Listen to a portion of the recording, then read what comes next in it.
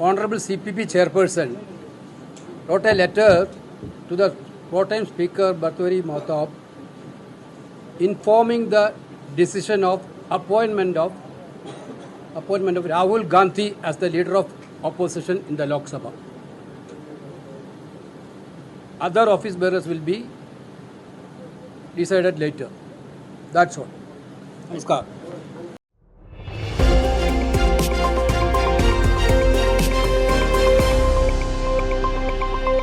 नमस्कार, मैं दौलत शर्मा और आप देख रहे हैं इंडिया स्पीक्स लाउडली। जो भी आपने शुरुआत में सुना, इससे पूरी तरीके से कंफर्म हो चुका है कि राहुल गांधी अब संसद भवन में नेता प्रतिपक्ष के तौर पर उतरने वाले हैं। यानी यहाँ पर जो ट्रेलर मोदी और मोदी के मंत्रियों की मुसीबत का दिखा था संसद भवन में जब पहला सत्र हुआ था उसके पहले दिन, और वे ट्रेलर नहीं पूरी मूवी राहुल गांधी दिखाने वाले हैं। यानी राहुल गांधी के लिए एक बड़ी घोषणा हो चुकी है और अब वो प्रधानमंत्री नरेंद्र मोदी और उनके मंत्रियों से घोटालों से लेकर कई चीज़ों पे, कई मुद्दों पर सवाल पूछते हुए नजर आएंगे। ये पूरे 5 साल राहुल गांधी के लिए बहुत महत्वपूर्ण रहने वाले हैं।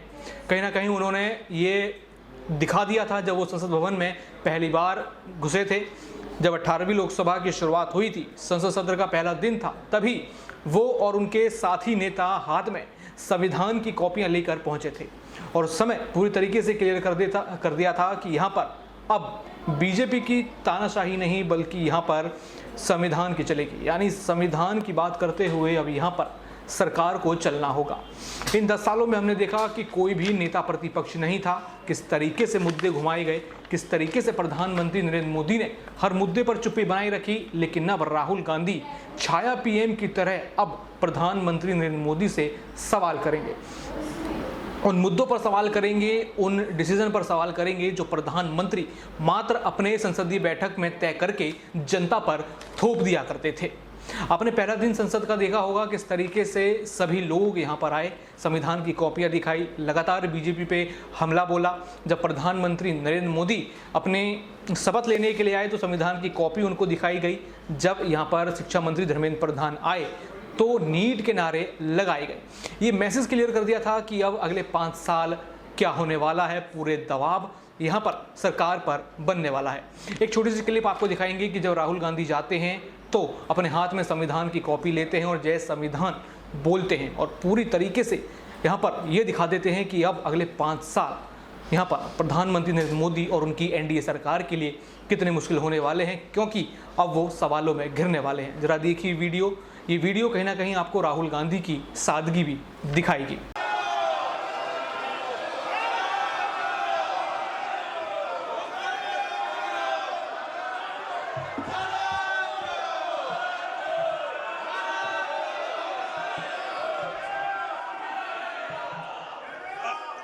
I, Rahul Gandhi, having been elected a member of the House of the People, do solemnly affirm that I will bear true faith and allegiance to the Constitution of India as by law established, that I will uphold the sovereignty and integrity of India, and that I will faithfully discharge the duty upon which I am about to enter.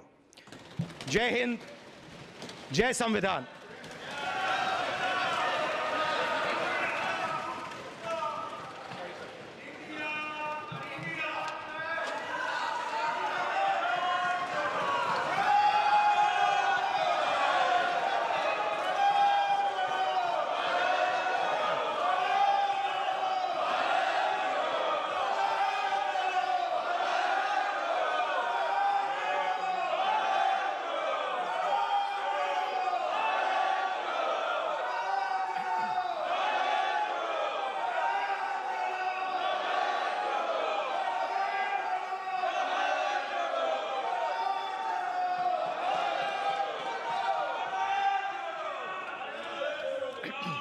देखा आपने किस तरीके से राहुल गांधी ने यहाँ पर शपथ ली। संविधान की कॉपी उनके हाथों में थी। जब वो शपथ लेके गए तो उन्होंने स्पीकर से हाथ मिलाया, साथ ही साथ उनके बगल में खड़े वहाँ पर जो सिक्योरिटी पर्सन थे उनसे भी हाथ मिलाया, साथ ही साथ उनका हाल यहाँ पर जाना। लेकिन राहुल गांधी को ये महत्वपूर्ण चीज़ मिली तो है, ये महत्वपूर्ण पद मिला तो है, लेकिन इससे पहले भी राहुल गांधी जब 2004 से लेकर 2009 के बीच यहाँ पर सांसद थे, उसके बाद भी जब 14 तक सांसद रहे तो उनको कई जिम्मेदारियां यहाँ पर देने की कोशिश की गई, उनको कई मंत्री पद देने की कोशिश की गई, लेकिन राहुल गांधी खुद जिम्मेदारियों से हटे। लेकिन पिछले साल, 1.5 साल, 2 साल में देखा जाए तो राहुल गांधी ने खुद को बदला, सवाल पूछे उन्होंने। यहाँ पर कहीं ना कहीं जो उनकी पप्पू वाली इमेज थी वो धूमिल होती हुई नजर आई, उसको वो एक जननायक में बदलते हुए अभी नजर आ रहे हैं। हालांकि मात्र उनके चैनल्स पर आपको जननायक वाली चीज़ मिलेगी, लेकिन अभी जनता के बीच वो जननायक वाली चीज़ उतरना अभी काफ़ी हद तक बाकी है। लेकिन क्या राहुल गांधी इस बीच कोई बड़ी मिस्टेक कर देंगे? क्या राहुल गांधी सवाल लगातार पूछ पाएंगे कि नहीं? आइए ये हमारे साथी से जानते हैं उनकी क्या प्रतिक्रिया है इस पूरी चीज को लेकर। राहुल का ये सफर होने वाला है अब बहुत ज्यादा डिफिकल्ट। दरअसल यहाँ पर 10 सालों से ऑपोजिशन के लीडर की तरफ से सवाल नहीं दागे जा रहे थे। मोदी की सरकार अपनी मनमानी कर रही थी। जो कानून था कि 10% सीट वाली सरकार अपनी ऑपोजिशन को ला सकती है, लेकिन इस कानून को ही रद्द कर दिया गया था। लेकिन एक बार फिर से इस बार जब कांग्रेस ने अपनी कैंपेन अच्छी लगी, जब इंडिया अलायंस की सीटें अच्छी आई, तो फिर से इस कानून की मांग उठी। और कहीं ना कहीं अब बता दें कि यहाँ पर जो राहुल गांधी को ऑपोजिशन को लेकर बड़े सवाल थे, आज उन पर जवाब मिल चुके हैं। ऑपोजिशन के लीडर बन चुके हैं राहुल गांधी। और अब बता दें कि राहुल गांधी के सफर को लेकर चर्चा चल रही है कि सफर कैसा रहेगा। सफर बता दें कि राहुल गांधी ने जो मेहनत लोकसभा चुनावों में की, अगर इन मेहनत को बरकरार रखेंगे, लगातार रखेंगे, तो राहुल गांधी का ये सफर जो है आसान भी रहेगा, क्योंकि सामने इस बार मोदी सरकार है। ये बहुत बड़ा चैलेंज है। अगर बात करें उनकी भारत जोड़ो यात्रा की, तो अगर इस बार भारत जोड़ो यात्रा को अगर मोदी कैंपेन के सामने रखा जाए, स्ट्रेटेजिस्ट के सामने रखा जाए, IT सेल के सामने रखा जाए, तो बहुत बड़ा, बहुत छोटा सा मजाक लगेगा राहुल की ये भारत जोड़ो यात्रा। तो देख रहे हैं आप कि किस तरीके से बहुत डिफिकल्ट यहाँ बता दें सिचुएशन में पड़ चुके हैं राहुल गांधी, क्योंकि जनता ने उन पर भरोसा जताया है, बहुत बड़ी जिम्मेदारी सौंपी है। तो यहाँ पर अपनी जीरो वाली इमेज को पूरी तरीके से खत्म कर राहुल गांधी को सामने आना पड़ेगा। बहुत से ऐसे मुद्दे हैं देश में जिन पे राहुल गांधी को बोलना पड़ेगा, जैसे कि ये जो परीक्षाएं रद्द हो रही हैं, और इसी के साथ यूथ के भविष्य के साथ कितना बड़ा खिलवाड़ हो रहा है।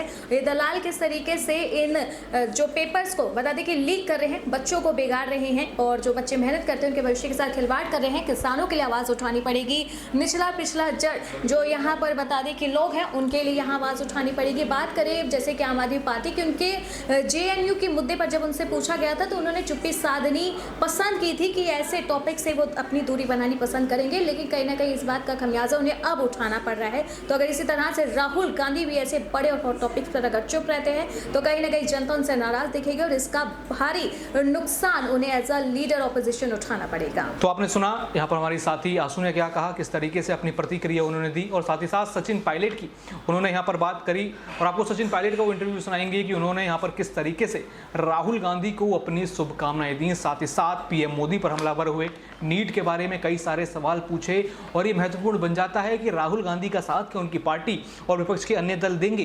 क्या अखिलेश यादव उनका साथ देंगे? क्या यहाँ पर उनका साथ यहाँ पर ममता बनर्जी देंगी, ओवैसी उनका साथ देंगे, और जितने भी ये दल हैं क्या उनका साथ देंगे? क्योंकि अब राहुल गांधी के पास नेता प्रतिपक्ष के तौर पर वो ताकतें हैं जो एक कैबिनेट मिनिस्टर के पास है, वो सब सुविधाएं हैं जो एक कैबिनेट मिनिस्टर के पास है। साथ ही साथ छाया PM की तरह उनको अब देखा जाएगा, और संसद भवन में अब कई सारे सवाल जवाब टकराते हुए नजर आएंगे और प्रधानमंत्री को जवाब देना होगा।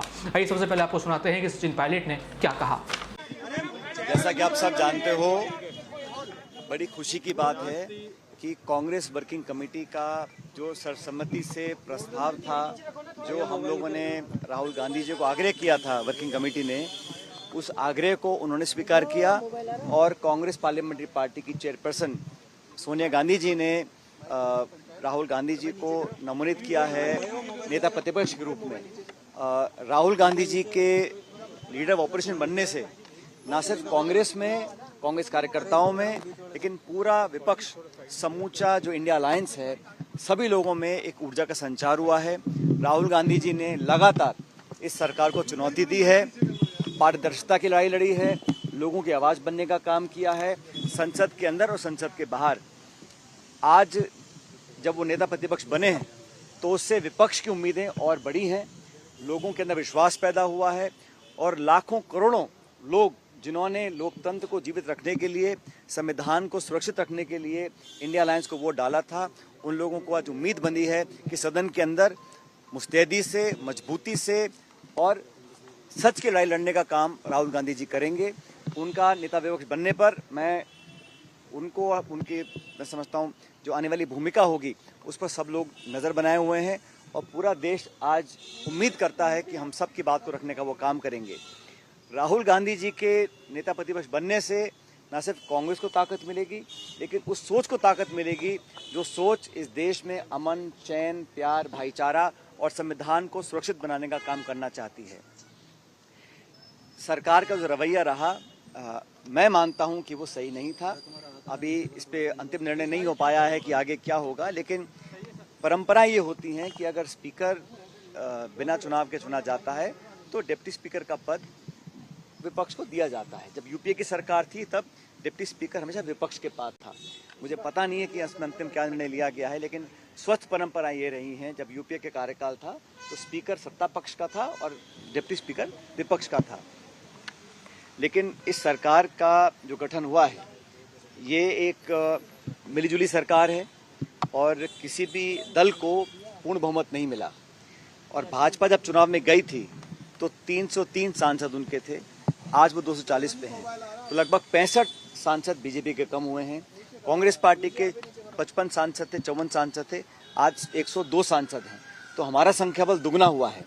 तो हमने जो बात रखी जनता के सामने, जो मैनिफेस्टो बनाया, जिन मुद्दों को लेकर हमने चुनाव लड़ने का काम किया, उन सिद्धांतों को, उन मुद्दों को, उन इश्यूज को, मैनिफेस्टो को हमारे को जनता ने पसंद किया। सुना आपने यहाँ पर सचिन पायलट ने राहुल गांधी को काफ़ी सारी बधाइयां दी, साथ ही साथ नीट एग्जाम को लेकर प्रधानमंत्री नरेंद्र मोदी को घेरते हुए नजर आए, तानाशाही की बात करते हुए आए। लेकिन अब ये तानाशाही का खात्मा कहीं ना कहीं राहुल गांधी करने वाले हैं। हालांकि वो वापस से अपनी अगर पप्पू वाली इमेज पे आ गए तो फिर दोबारा एक बड़ा बैक सेट होगा राहुल गांधी, साथ ही साथ यहाँ पर कांग्रेस के लिए। लेकिन उम्मीदें यही हैं कि अभी ये 10 साल सवाल यही पूछे जाएंगे कि मणिपुर कैसे जलने दिया, किस तरीके से महिला पहलवानों के साथ दुर्व्यवहार हुआ, किस तरीके से उनके नेताओं पर जब आरोप लगे तो वो अपने नेताओं को ही बचा।